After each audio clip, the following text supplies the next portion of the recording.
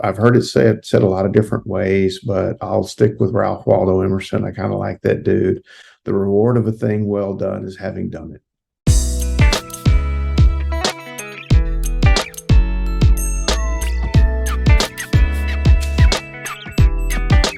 Hey, how's it going today? I wanted to share with you a conversation I had with somebody that was more along the lines of someone trying to find motivation to do their schoolwork, to do the ordinary, normal day-to-day activities of daily living, things that they had to do. And the thing was, is I asked them where their zest was, and they were kind of stuck. And I remember growing up hearing, the reward for a job well done is knowing that you did a good job, that you did it, you finished it, you completed it. I hear these kinds of things roll over and over again through my life. And the idea was, is anything that you do, you put effort into doing it right and doing it well. Now, I understand sometimes we will do things because of speed. We have to adjust in our world. We've only got so much time. I totally get the idea that, well, I can clean this much in this time and I have to stop, so I might not be cleaning up every little dust bunny everywhere in the room. Got it. I'm not knocking that. What I am saying, though, is for the things that you have time to do in your life well, why not do them well? What are you in a hurry for? Where are you going? Every time you simply do something because you want to pull away and do something else that you find more interesting, more entertaining, again, we're back to that idea. Are you finding yourself jumping because you're using this new thing as a distraction to get away from the old thing?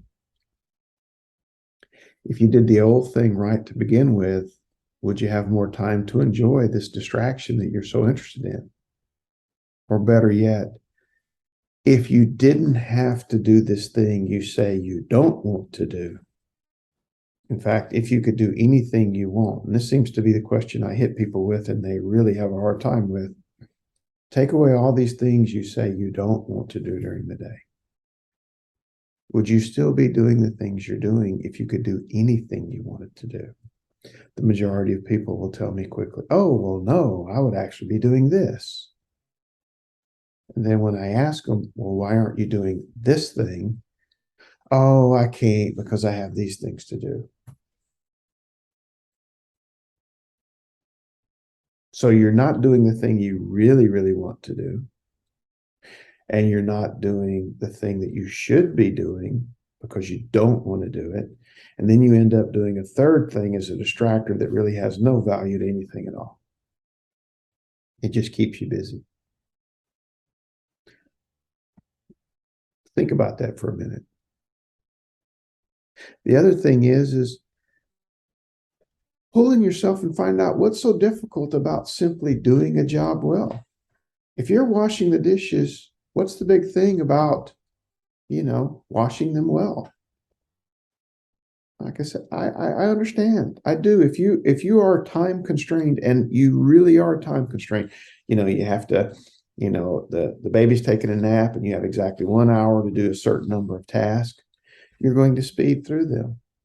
Got that. Understand that. If that's not the case, though, then what's holding you back from doing a job well?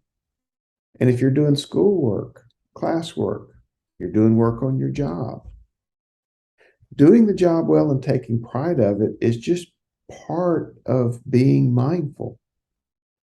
Yeah, I know I'm going to take some of y'all off because y'all run from mindfulness, but mindfulness is the old concept of being able to focus in on your job, pay attention to what you're doing while you're doing it, and actually enjoy the process of it.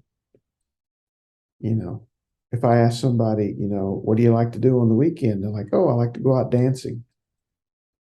What's dancing? What do you mean, what's dancing? What is dancing? Break it down for me. And if you really broke it down, it'd be like, well, you hear a tune and you do this rhythmic movement or whatever to the music. Okay, how is that different from washing the dishes? And there it is. I'm like, you hear something in your head, you get in sort of tune with your own music and you have a rhythmic movement. And there's not a lot of difference between washing the dishes and dancing. Think about it.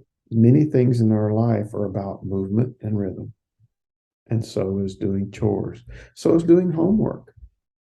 And when you don't understand something, go back and forth over the stuff. Figure out what you can do to make it more of a song and less of a chore. The words that we use to even label things. If you go through life labeling things as don't want, won't, and then bad mouthing all the don't wants by going, it's a chore, I don't like it, it's work, it's hard, it's difficult, it's no fun. And then I ask you, what's fun? And you start naming these things.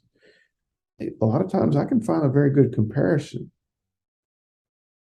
which means that your zest is a chosen zest. In other words, your motivation is a chosen motivation. So if you pull yourself back and go through these things and look at it, you might find that it's possible to find the motivation that's always existed and then apply it and use it to do the things in your life that you want to do and do them well. And this is not taken away from people who are on deadlines. I get it. This is my biggest argument I will hear coming back at me. I don't have time, which is a whole nother argument with me. But they say, I don't have time to do these things. And I'm like, then what do you have time for? And a lot of times when we go back and backtrack through somebody's week, we find out they had a lot of time for doing a lot of distraction. And the only point of the distraction was to keep from doing this thing that they were told they had to do. And that they wouldn't do this distraction if they didn't have this on their plate and they were allowed to do anything they want. So go through that yourself and find out how much of your time is a distraction.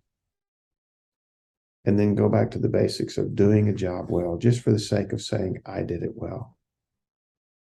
That feeling you get from accomplishment, please do not put it aside. That is a huge feeling. It is very important. It is the zest. Okay? Hope you have a great day, and I'll talk to you later. Namaste.